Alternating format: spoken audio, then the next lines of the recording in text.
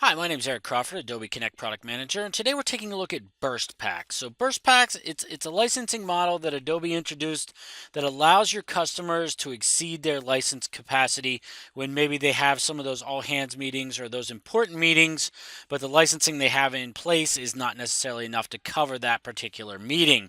And the way it works is it allows the extra participants to join instead of being blocked out, and then they can deduct the incremental traffic from their prepaid quota. So basically, they buy a block of Burst Pack minutes, and then they can use those minutes during their meetings. Now, to know if a customer already has Burst Pack minutes, when you log into their Adobe Connect account, go to the administration area, and on the actual account page, you will see this section that says Burst Pack Minutes. Now, I don't have any Burst Pack Minutes on this particular server, but this is where it would be located, and it would tell you how many they have and how many they've used. Now, there's a couple things they can set on their server that are related to Burst Pack Minutes. So the first one is notification. So if I go to the notification section of my server, I can set, when I get to a certain threshold. So if I get below 1,000 minutes or if I get below 100 minutes, I'm able to come in and kind of set that up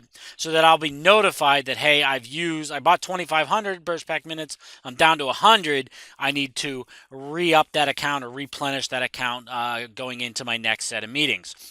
Now, there's also reports that you can run specific to Burst Pack minutes that show you who's using these minutes. So if you go to the reporting area of Adobe Connect, again back in Connect Pro Central, there's a box down here under reporting that says system usage.